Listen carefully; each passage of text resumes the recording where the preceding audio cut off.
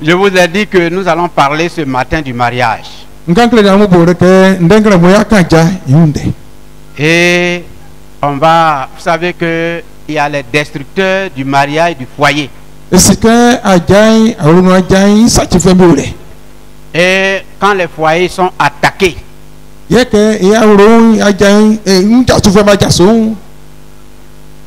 vous allez voir dans l'intervention. Et il faut aussi prier pour les destructeurs.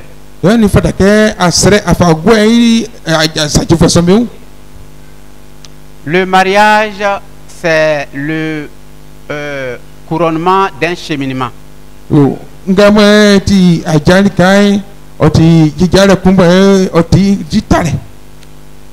Le mariage, c'est une institution divine établie dès la création. C'est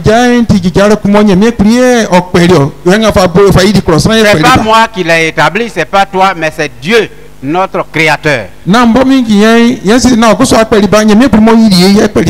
C'est lui qui a dit que quand il a créé l'homme, il a dit non, il n'est pas bon que l'homme soit seul. Dieu a déploré la solitude de l'homme. Et il a créé une femme pour être aux côtés de l'homme. Tout ce que Dieu fait est bon. Dieu ne fait jamais ce qui n'est pas bon. C'est pourquoi nous les hommes, nous devons nous réjouir d'avoir une compagnie. Les femmes aussi doivent se réjouir d'avoir un compagnon. Je le dis toujours en témoignage que si le mariage dépendait seulement des femmes, en tout cas toutes les femmes seraient mariées.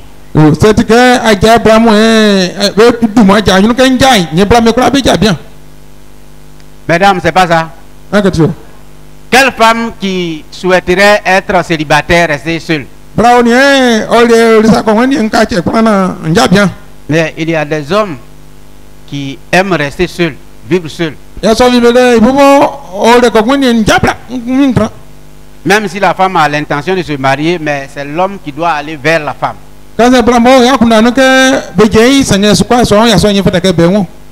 C'est deux côtés qui a dit, bon, là les femmes n'ont qu'à le doter.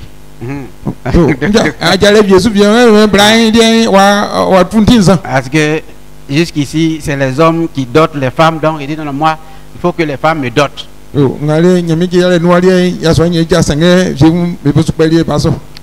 Donc dès Dieu, l'organe sur la base de la famille, c'est Dieu qui l'a fait. Dieu a organisé le foyer, le mariage sur la base de la famille, dont la cellule est le foyer. Le couple uni selon sa volonté. C'est-à-dire, entre un homme et une femme, quand vous êtes ensemble, Dieu veut que vous soyez unis. Dieu veut que vous puissiez vous aimer. Le Seigneur veut que le mariage soit saint et honoré de tous. C'est pour cela, dans le premier verset, Hébreux chapitre 4, 13, verset 14, verset 4. C'est Dieu qui dit que le mariage soit honoré de tous. Et dans le mariage, il y a un lit qui est là, un lit conjugal. Il dit le lit conjugal aussi soit honoré. Exemple de tout sûr. Car Dieu jugera les impudiques et les adultères. Il y a des gens qui ne veulent pas se marier, mais ils ne restent pas tranquilles, ils ne dorment pas seuls. Ils n'ont pas femme le jour, mais ils ont femme la nuit.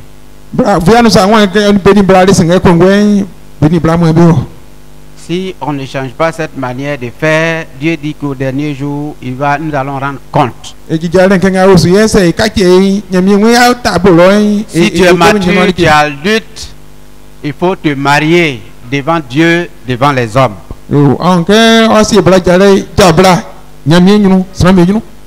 Que tes parents sachent que notre fille est dans la main de tel.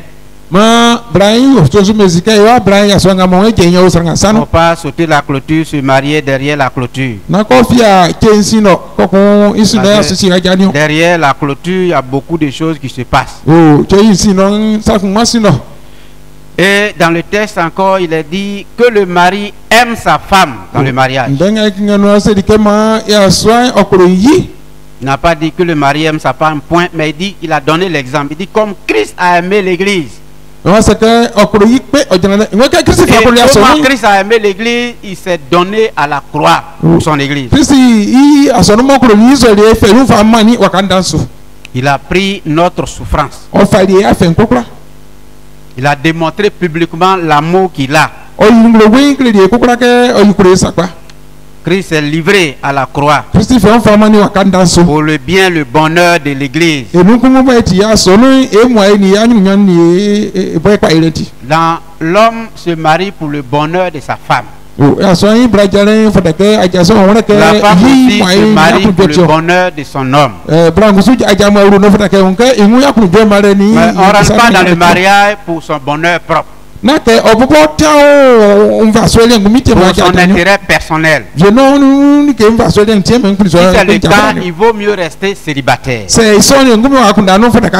Mais quand tu prends la très bonne résolution de rentrer dans le mariage, il faut dire que ma femme, c'est moi qui dois faire son bonheur. C'est moi qui dois faire sa joie. Et la femme aussi également. Et si vous faites cette conjugaison, vous aurez un foyer heureux, un foyer exemplaire.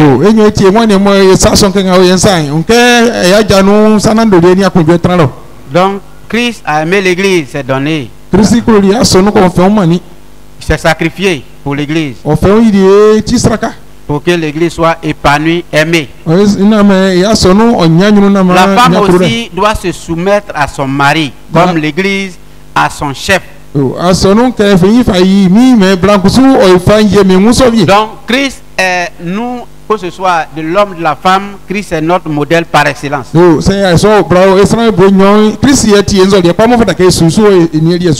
Et à cause des obligations qui incombent au couple, les époux, les époux doivent se discipliner et élever les enfants ensemble et leur apprendre à pratiquer le bien. Dans la majorité des mariages, les époux aiment-ils leur femme comme Christ a aimé l'église? L'église qui est l'épouse de Dieu, au point de livrer sa vie pure. Donc est-ce que dans le mariage, comme nous l'avons dit tout à l'heure, nous les hommes, nous aimons notre femme, nos femmes, comme Christ a aimé l'église, s'est livré pour elle? Ça c'est l'interrogation que nous les hommes nous devons répondre. Et il y a aussi une recommandation pour les femmes, pour le bonheur de l'homme. L'homme doit aimer sa femme pour son bonheur. La femme aussi doit être soumise à son mari pour le bonheur du foyer. Mais dans la majorité des mariages, est-ce que les femmes se soumettent à leur mari comme Christ l'a fait? C'est pour cela que nous avons donné la parole aux hommes et aux femmes, pour voir ce qu'ils vivent dans les foyers.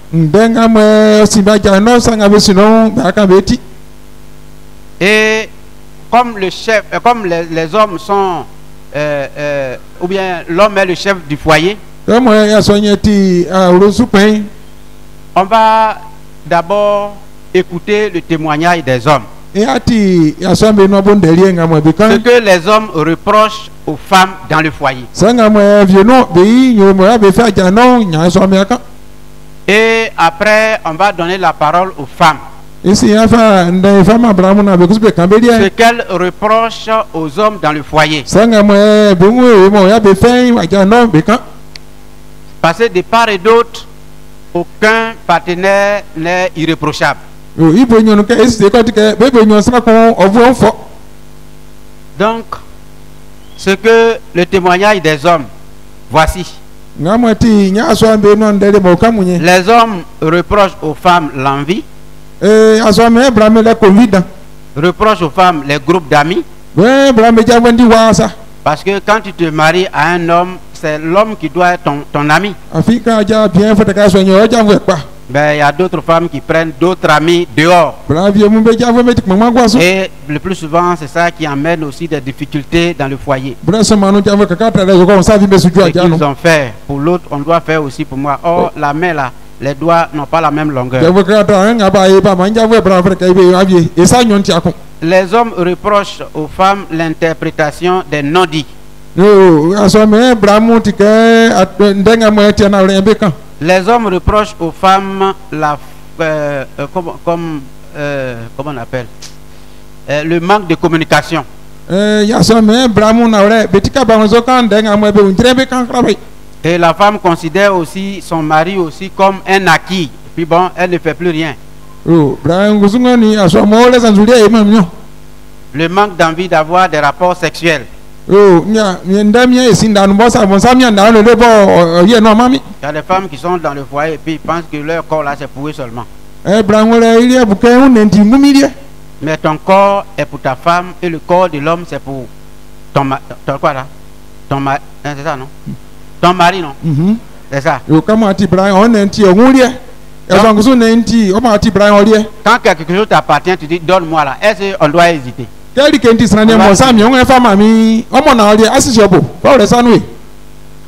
Les hommes reprochent aussi à certaines femmes qui ne participent pas aux charges du ménage. Alors nous allons partir, on va voir concrètement. Donc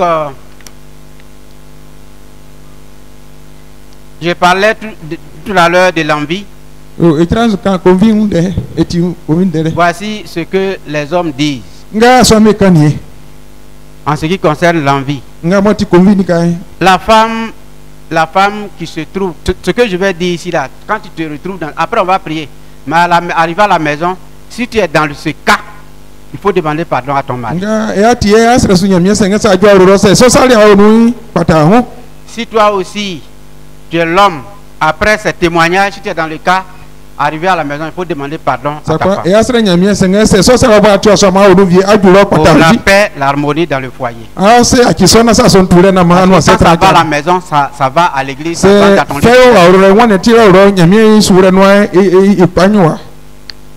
La femme, au lieu de supporter les réalités de son foyer, pense toujours que les autres femmes vivent mieux dans leur foyer qu'elle. Est-ce qu'il y a ces gens de femmes ici? À force de faire des comparaisons, elle finit par créer des histoires qui finissent pour gâcher l'harmonie dans le couple.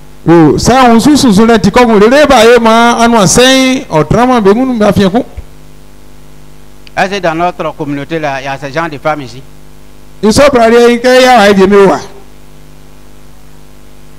Ça est dans votre cœur, même si tu ne le dis pas, mais toi tu sais que en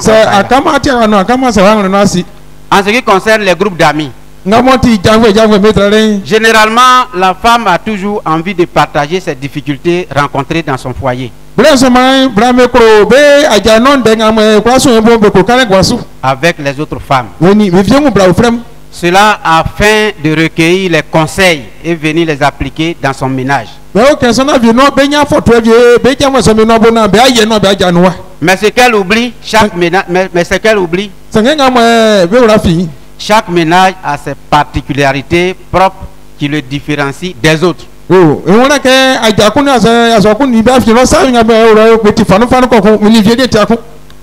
ce qui concerne l'interprétation des non-dits, lorsque tu communiques avec ta femme, elle ne s'arrêtera pas à ce que tu lui dis. Elle cherchera toujours à comprendre d'une autre manière ce que tu lui as dit.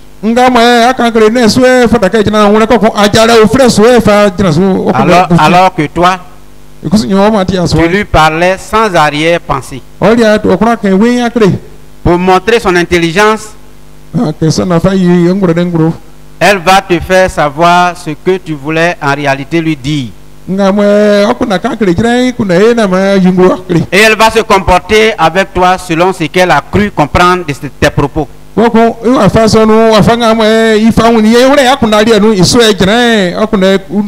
qui crée des divisions dans le couple.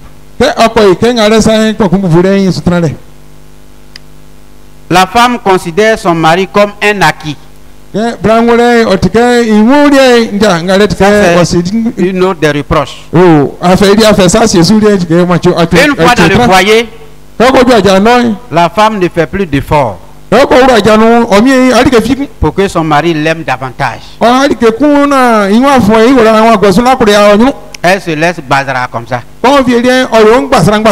Elle se néglige. Avant dans le foyer là, toujours elle est tirée à combien? 3 épingles ou bien 8 épingles. Elle se néglige. Elle ne s'entretient plus. De sorte que l'homme qui a le goût de la découverte a tendance à aller voir dehors. Généralement, l'homme succombe au charme des autres femmes.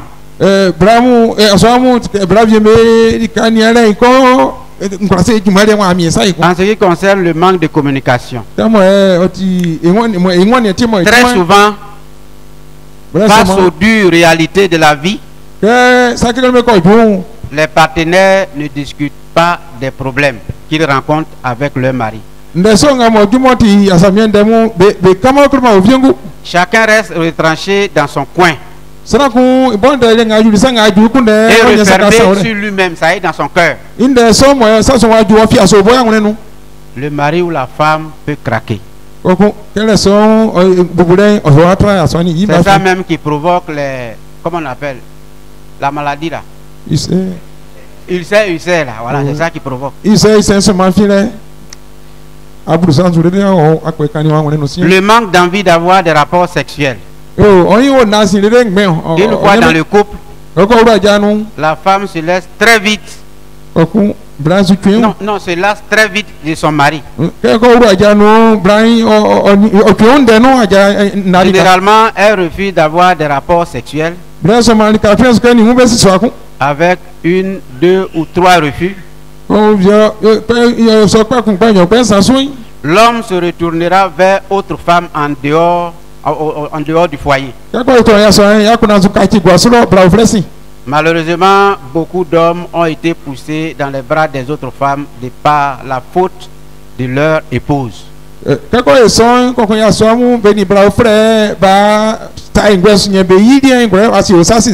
c'est le témoignage de certains hommes qui sont allés dehors. Ça, c'est ce qu'ils ont dit. C'est la faute de la femme. Là, tu es dans le foyer. Maintenant, quand il dit donne mon corps, tu dis je donne pas.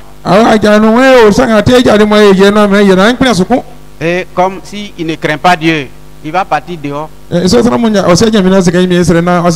vas décider, priez pour moi. On prie pour toi, mais toi tu dois changer. La femme ne participe pas aux charges de ménage. Dans le foyer, il y a des hommes qui disent la femme doit participer au ménage du foyer. Et quand elle ne fait pas, ça devient des discussions histoires. En principe, c'est l'homme qui doit assumer la totalité des dépenses dans le couple. Pour cela, beaucoup de femmes ne cherchent pas à faire une activité pour venir en aide au mari. Et je voudrais ouvrir une parenthèse pour dire que, ça dit, quand vous ne faites pas ça, vous n'apprenez pas à faire, comment on appelle, un service, une activité. Si le mari meurt devant toi, tu vas avoir des difficultés.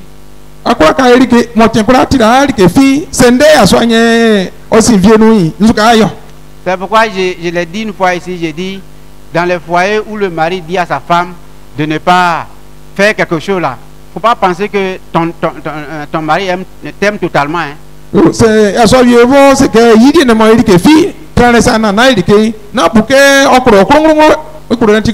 Si il fait boutique ou bien chaud pour toi, il dit le jour je suis pas là. En tout cas, vous allez vivre de ça, c'est bon. Mais quand tu es à la maison, tu ne fais pas rien, il donne tout. Quand tu dis ça, il donne, tout ça, il donne. Mais il n'est pas éternel. Le jour où il ne sera pas là, ça tu vas comprendre.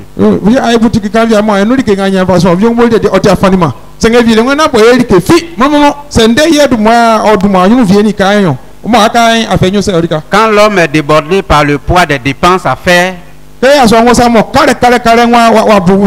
peut délaisser son épouse pour une autre femme financièrement assise, pouvant lui venir en aide au plan financier. Ça, c'est le témoignage de certains hommes. C'est pas les hommes de l'église. L'homme a toujours reçu une éducation différente de celle de la femme.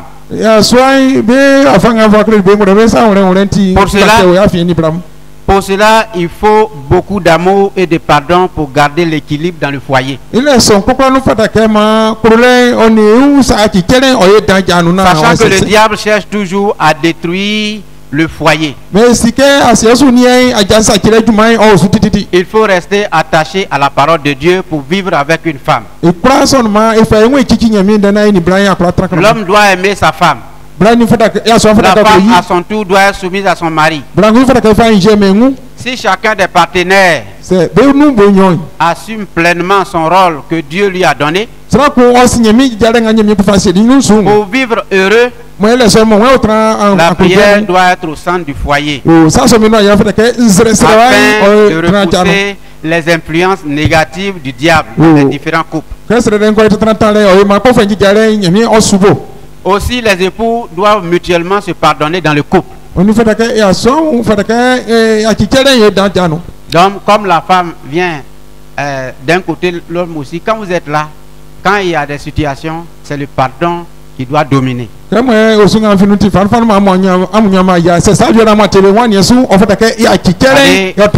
Vous apprenez à vous aimer. Les hommes aussi reprochent aux femmes en ce qui concerne l'éducation des enfants. Les parents doivent avoir une même vision pour réaliser l'éducation des enfants. Lorsque le père prend la décision de sanctionner l'enfant pour le mettre sur le bon chemin, la femme ne doit pas passer derrière comme d'autres le font pour dire à l'enfant qu'il ne mérite pas la sanction, qu'il ne mérite pas la sanction que son père lui fait. Si la mère approuve la sanction du père, l'enfant saura qu'il a mal agi et saura que ses parents veulent qu'il change. Là, l'enfant retiendra la leçon que ses parents le punissant pour qu'il change et ne tombe plus dans la facilité qui est la mère de toutes les déviations qui lui menacent.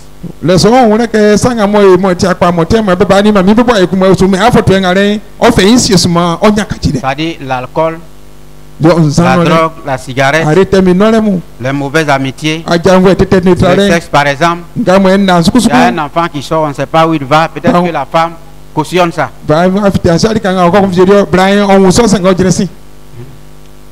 L'objectif de tous les pères et les mères est d'avoir des enfants respectueux, bien éduqués, qui prennent conscience de leur avenir, afin que demain, quand les parents ne seront plus en vie, ils aient le cœur tranquille dans le paradis céleste. Ça, c'est quelques témoignages des maris qui fait qu'il y a des difficultés dans le foyer. Ce sont des reproches aux femmes. Mais je dis, est-ce qu'il y a ces gens de femmes dans l'église là qui se retrouvent dans ça? Aucune main. Acclamons le Seigneur pour qu'il n'y en a pas ici. Mais s'il y en a ici, il faut changer. Je vais demander à groupe de donner un cantique et puis on va aller chez les femmes.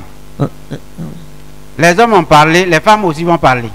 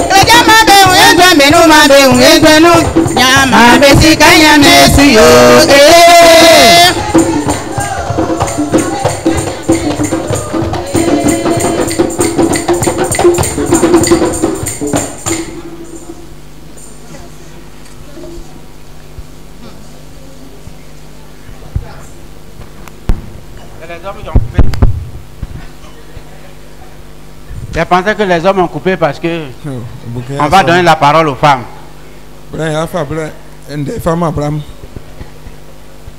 Comme je l'ai dit, aussi bien que les hommes ont ouvert leur cœur, les femmes aussi également. Vous allez entendre leur témoignage. Comme je l'ai dit tout à l'heure, si tu es ici dans cette salle, que tu te retrouves dans tout ce que nous disons là, quand on va prier, demande pardon à Dieu. Et arrive à la maison, fais la réconciliation avec ton époux, ton partenaire ou bien ta partenaire. Le premier témoignage, la femme a dit, mon mari boit. Et il vit une vie de débauche. Il a rétrogradé. Et nos relations ne sont plus bonnes. Ça, c'est la souffrance d'une dame.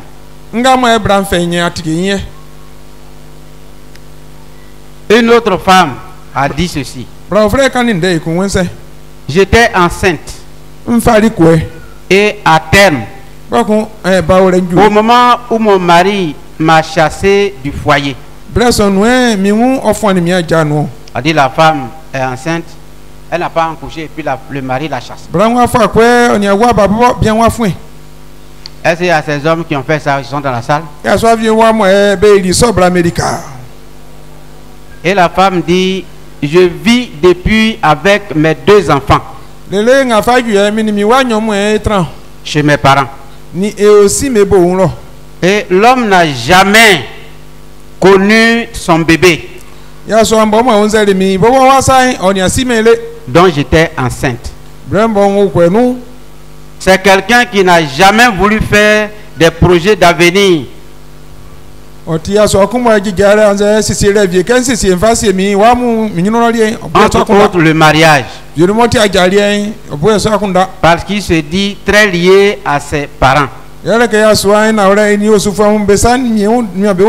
ne veut se sentir tiraillé entre sa femme et ses parents. Il voudrait que je sois complice avec ses parents. Et ses parents ne m'aiment pas. Et qui me sont difficiles. Malgré tous mes efforts. Aujourd'hui, je ne sais pas si j'ai envie de retourner avec lui. Aussi, je l'aime toujours. Je ne suis pas prête non plus à le voir venir visiter ses enfants. Lui-même n'a pas demandé pardon à qui que ce soit. Pourtant, nous étions ensemble depuis 11 ans. Donc c'est après 11 ans que le monsieur a divorcé la femme avec les enfants. Est-ce qu'il y a des hommes qui sont dans ce cas qui sont ici? Point d'interrogation. Une autre femme disait, j'ai vécu 30 ans avec mon mari. Nous avons eu 6 enfants. Puis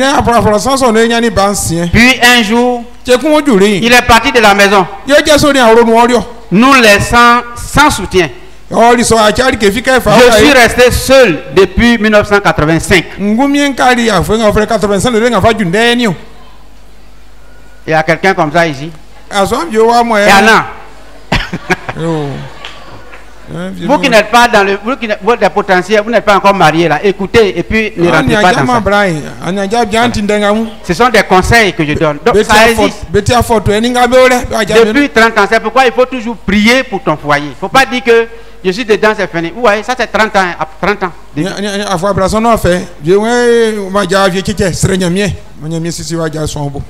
Une autre femme.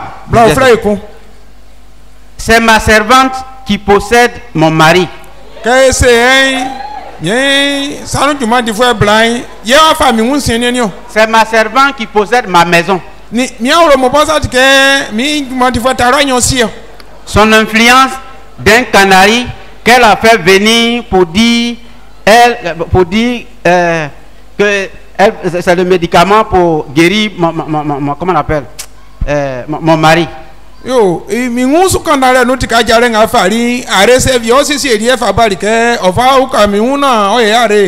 Ça dit le mari était malade.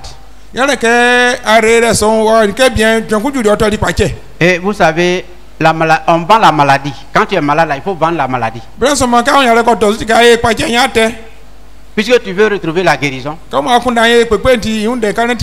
on parle à qui veut nous entendre. Tel malade. Et la servante à la maison, elle dit non, au village là, je connais quelqu'un qui peut guérir papa. Mais comme le monsieur a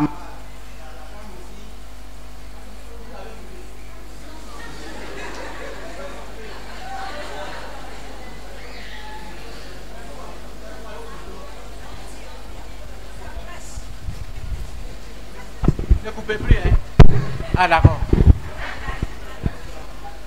Donc on dit bon, il faut partir au village pour aller chercher des médicaments pour venir.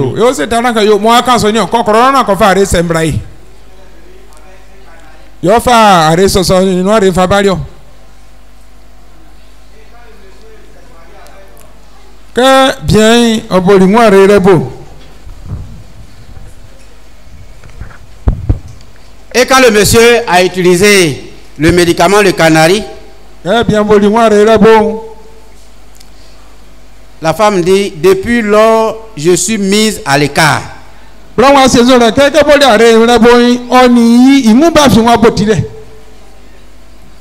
C'est la servante maintenant qui est dans la maison qui fait tout. Il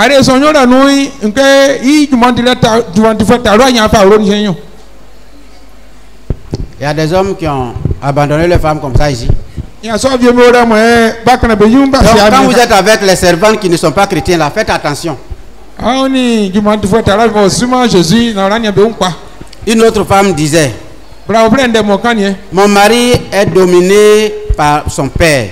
Il n'y a pas de dialogue entre nous. C'est son père qui prend les décisions à sa place. Et il ne peut plus broncher. Il est sous son emprise. Cela me fait très mal. Qu'est-ce que faire? Une autre femme disait, la vérité, je n'aime plus mon mari. Il m'a frustré et déçu. J'ai l'impression d'être un jouet dans son plaisir. Je ne le supporte plus. Je souffre au point que lorsqu'il me touche, je ne sens rien. Il est si dur avec moi. Pourtant, il est si généreux avec ses parents. C'est le mari qui sourit dehors et puis à la maison. Dehors, ils sont généreux, ils sourient, mais à la maison, là, quand ils arrivent là, ça c'est pas bon.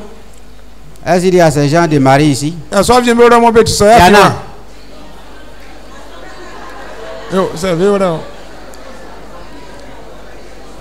Il y a une autre femme qui a dit ceci. Mon mari aime manger dehors. Mon mari aime se coucher dehors. Il gaspille son argent dehors. Tandis que ses enfants et moi souffrons et sommes laissés pour compte.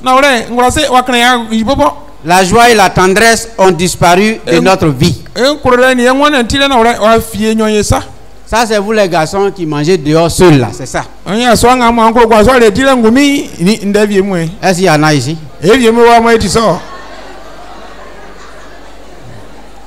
Quand c'est comme ça, vous mettez en difficulté votre femme et vos enfants. Pour apporter la nourriture, dedans vous toujours allez manger. Si tu fais ça, si la femme ne peut pas dire, mais elle souffre intérieurement. Je suis marié depuis 1996. Mais mon mari a quitté le foyer conjugal depuis novembre 2006 pour une autre femme. Donc, depuis le mois de novembre, je vis seul. Je suis marié, mais je désire la paix. Je désire la joie dans mon foyer. Je veux être une femme désirable et être indépendante financièrement pour subvenir à mes petits besoins. Je n'ai pas d'enfant. Ça, c'est le témoignage d'une autre femme avec mon mari qui lui en a un. Il est devenu un peu gentil par rapport à notre début. Mais il est plus attaché à ses enfants qu'à moi. Il est en fonction dans une autre ville. Et moi ailleurs. Nous avons régularisé notre situation matrimoniale. Mais depuis notre mariage, il refuse que je parte le rejoindre là où il est. Attends, pourquoi vous riez? Il y en a ici, non?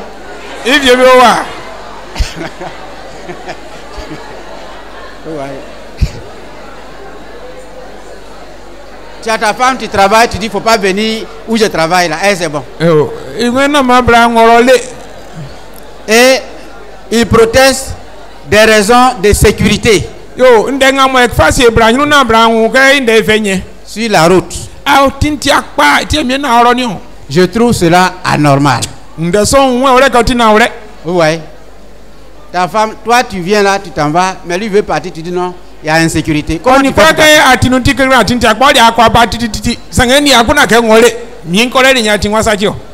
J'ai besoin de plus d'amour.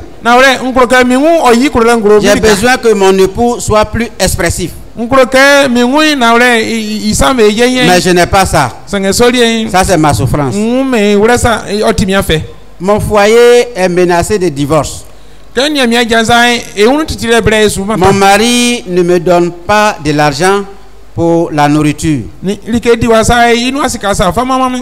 Il m'a chassé de la chambre conjugale. Il y a des foyers, le mari a sa chambre et puis la femme aussi a sa chambre. Je ne suis pas heureuse du tout. Ça, c'est une autre souffrance d'une femme. Or, mari et femme, vous devez partager le même lit conjugal. Je suis marié depuis 1999. J'ai eu 1 an de joie avec mon mari. Mais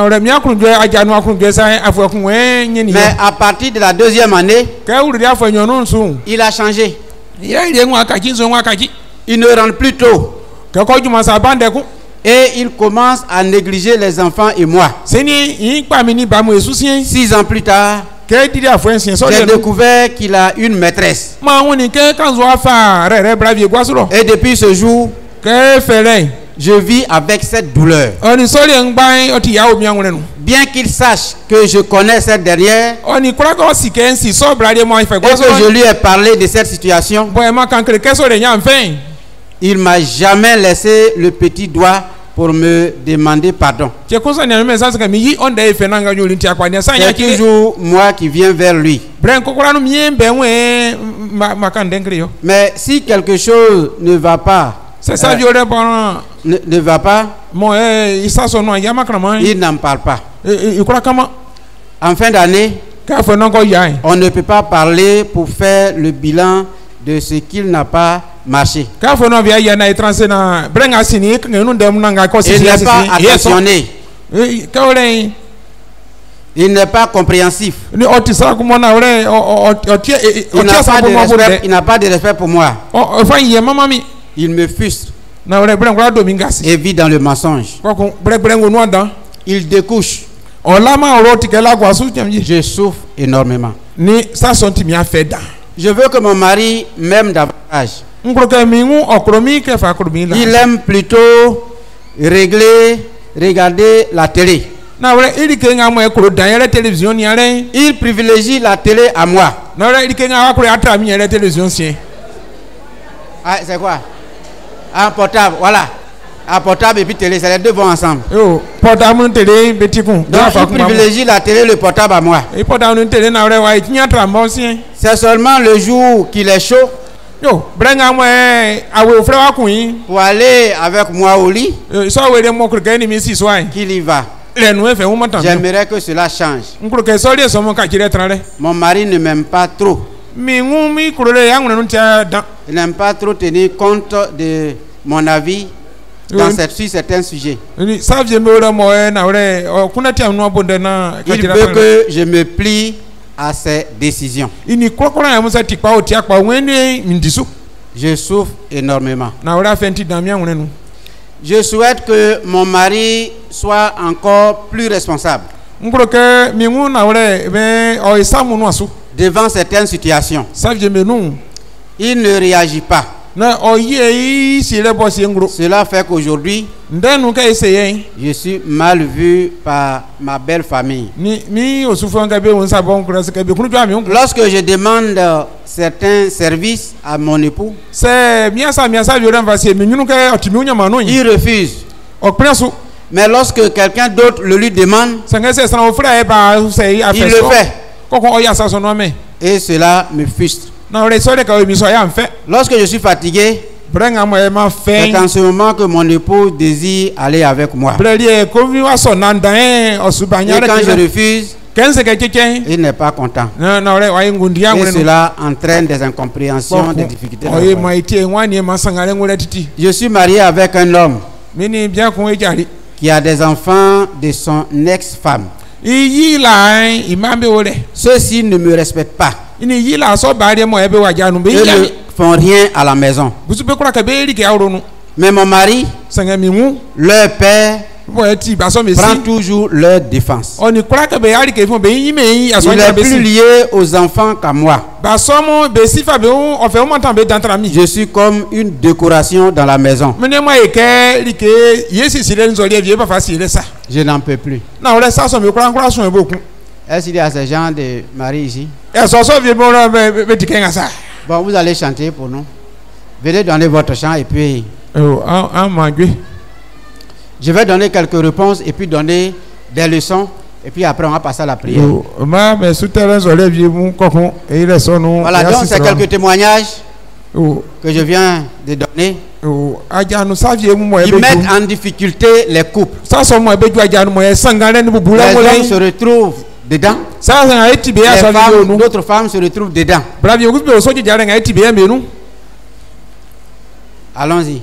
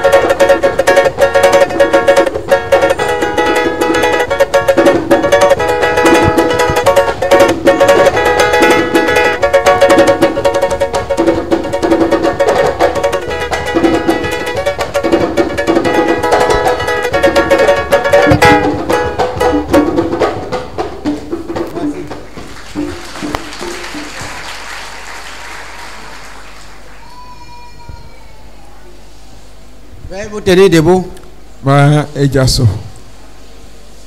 Je vais entamer la deuxième étape après les témoignages.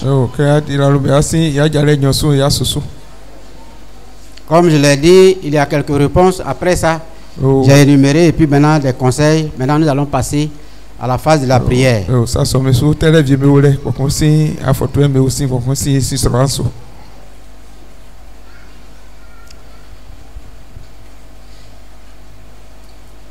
Quel sauveur merveilleux je possède, Il s'est sacrifié pour moi. Et sa vie innocente, il s'est donné. Pour mourir sur l'infâme bois, attaché à la croix pour moi, attaché à la croix pour moi. Il a pris mon péché, il m'a délivré, attaché à la croix pour moi. Le salut accompli pour mes frères. Mon sauveur se rendit au ciel et revient au profond mystère. Mon bonheur sera éternel, attaché à la croix pour moi. Attaché à la croix pour moi. Il a pris mon péché, il m'a délivré, attaché à la croix pour moi. Veuillez vous asseoir.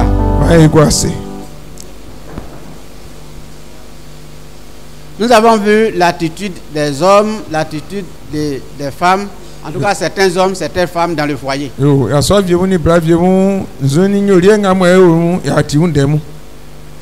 Et il y a plusieurs raisons qui existent à cette attitude des hommes et des femmes au foyer.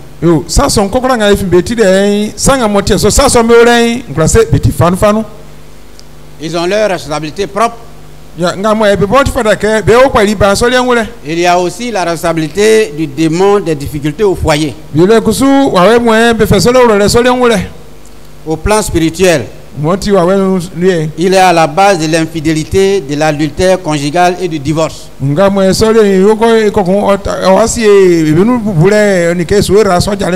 le témoignage, on a vu que l'homme entretient des maîtresses. Il ne trouve plus aucun intérêt en sa compagne ou bien à sa partenaire. Ne s'occupe pas de ses enfants et de son foyer.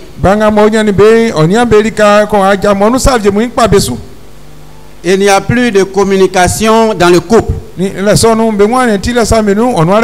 L'époux ou bien l'épouse ne se sent plus heureux en dehors de son foyer. L'homme rentre tard sous prétexte des missions. L'homme refuse de manger la nourriture de sa femme. La femme se sent seule, abandonnée. Le mari ne la touche pas au lit. Ils font chambre à part. L'argent est gaspillé dehors, tandis que les besoins alimentaires du foyer de la femme et des enfants ne sont pas pourvus. Ce sont des palabres en un point fini. L'homme écoute beaucoup plus ses amis qu'à ses parents. Ses fréquentations que sa femme. La femme également écoute beaucoup ses amis. Ses fréquentations qu'à son homme. Ce sont des violentes discussions avec des injures verbales au point qu'on en vient même aux mains, occasionnant aussi des coups et des blessures dans certains foyers.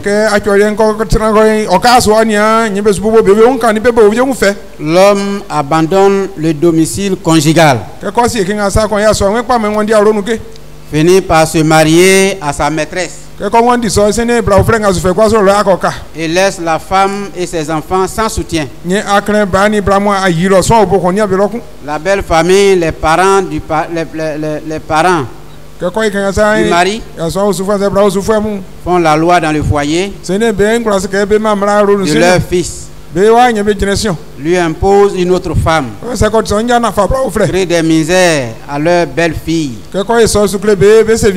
malgré sa bonne volonté. L'homme et la femme ne s'entendent pas sur l'éducation des enfants.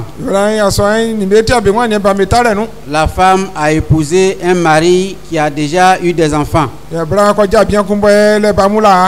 d'une précédente union. Ceci causant des difficultés à la femme de leur père. Celui-ci prend naturellement parti pour les enfants. Le lien du sang oblige.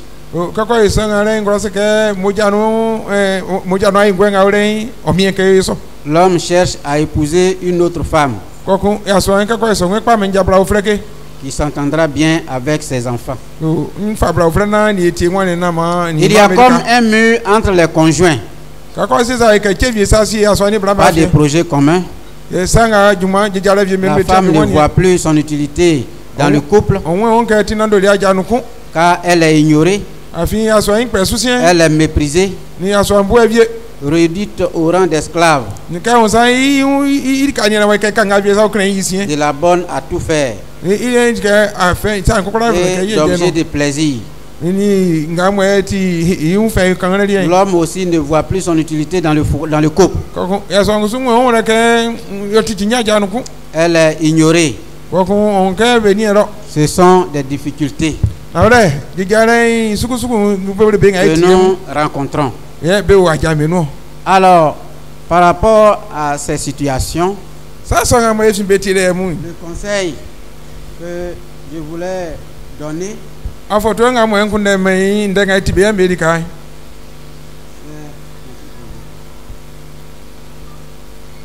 le premier conseil, parce que quand il y a ce genre de situation, la première idée qui vient dans la tête de l'homme aussi bien que la femme, d'autres pensent au divorce. Mais si nous sommes chrétiens, on ne se marie pas pour divorcer. En tout cas, si tu veux faire la volonté de Dieu, bien sûr. Mais si tu veux faire ta volonté, là tu peux prendre ce chemin de divorce là. Mais si tu le fais, il faut dire que c'est ta volonté que tu as fait, c'est pas la volonté de Dieu. Sinon, la Bible dit c'est quand intervient la mort que la loi du mariage est rompue. C'est pour cela la Bible nous dit avant de rentrer dans le mariage, il faut bien prier. Et on parle d'amitié avant le mariage. Il faut essayer de connaître au moins, là on ne peut pas le connaître amplement, complètement. Mais il y a des signes qui ne trompent pas. Comme je l'ai dit quelque part, une fois, quand tu rentres rapidement dans le mariage, tu vas sortir rapidement. Quand tu rentres vite là, tu vas sortir vite. Comme ça. Il faut, comme le mariage, c'est pas pour 2 jours, 3 jours. En tout cas, il faut avoir de la patience. Donc, envisager le divorce n'est pas la solution au problème du foyer. Parce que l'espoir existe. Quand il y a des problèmes, l'homme et la femme, vous devez faire votre effort pour trouver la solution. C'est vrai qu'il y a certains foyers, leurs problèmes, ils font sortir dehors. Mais c'est vous deux qui avez la solution de vos problèmes. C'est vrai que moi qui suis le pasteur, je peux intervenir, d'autres personnes peuvent intervenir, mais la décision, c'est vous qui devez prendre. C'est ce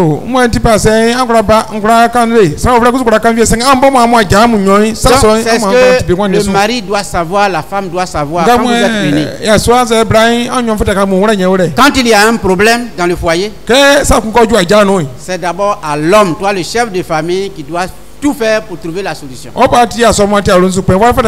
si tu ne le fais pas, ça fait partie de ton irresponsabilité. C'est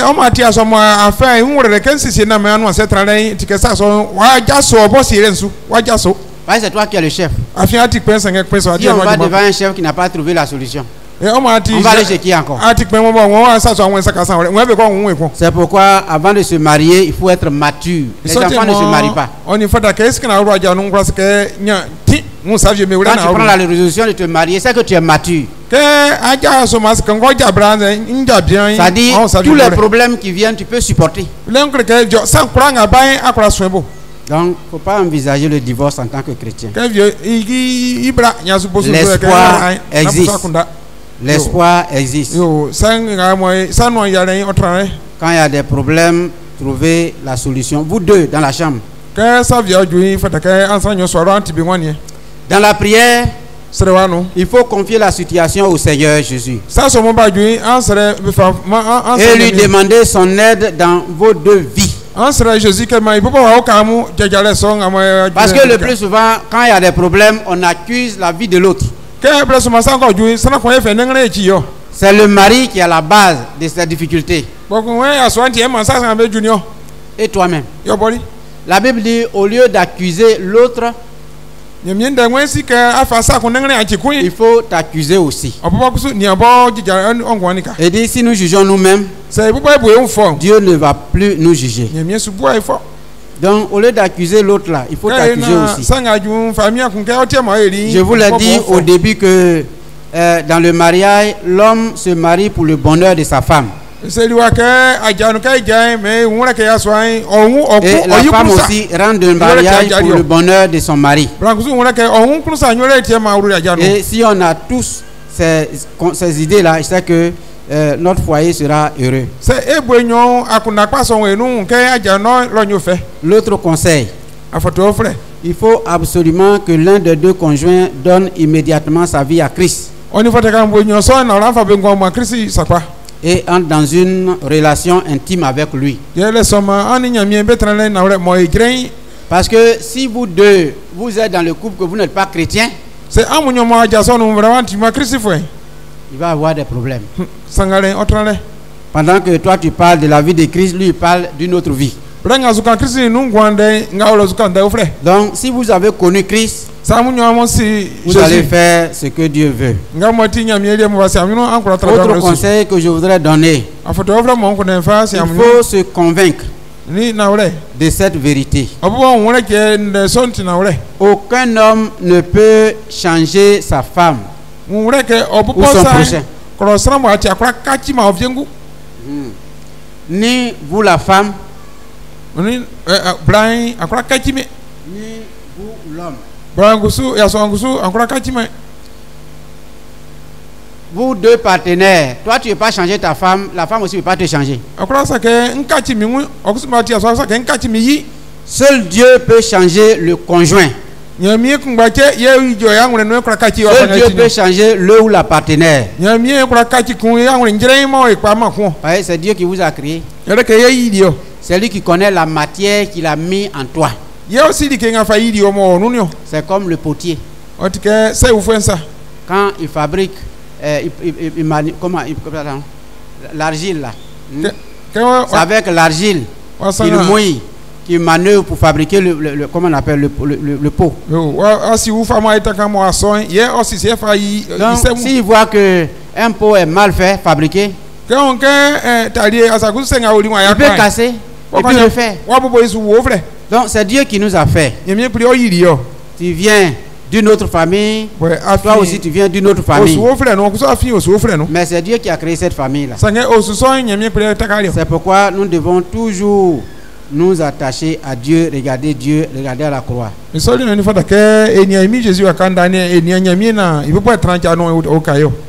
toujours c'est les paroles, il faut changer, tu vas voir que c'est toujours des paroles interminables. Donc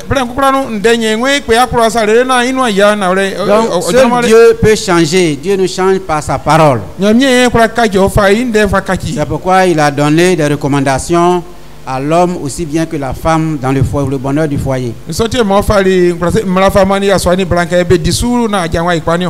Il faut faire confiance à Dieu et laisser le problème que vous traversez entre ses mains.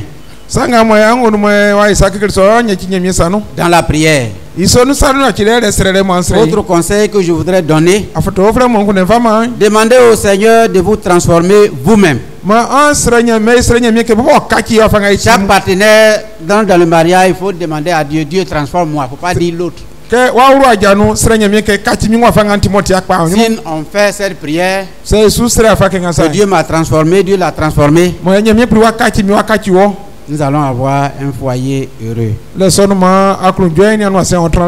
Si vous tenez à garder un foyer harmonieux, soyez bons l'un envers l'autre. Et ne portez pas la guerre dans votre bouche. Parce que la guerre, ce n'est pas seulement avec les pieds, avec les mains.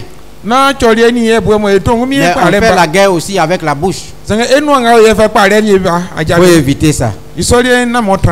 Acceptez l'autre conseil, acceptez votre partenaire tel qu'il est. Faut l'accepter tel qu'il est, tel qu'il t'a choisi. N'essayez pas de le réformer. Dieu ne vous a pas donné ce pouvoir. C'est l'affaire de Dieu, pas la vôtre. Est-ce que quelqu'un peut se transformer lui-même? C'est Dieu qui peut nous transformer. Que Dieu nous vienne en aide pour que nous ayons des foyers heureux et que nous puissions résister à toutes les difficultés conjugales. Que Dieu nous bénisse. Au nom de Christ Jésus. Amen.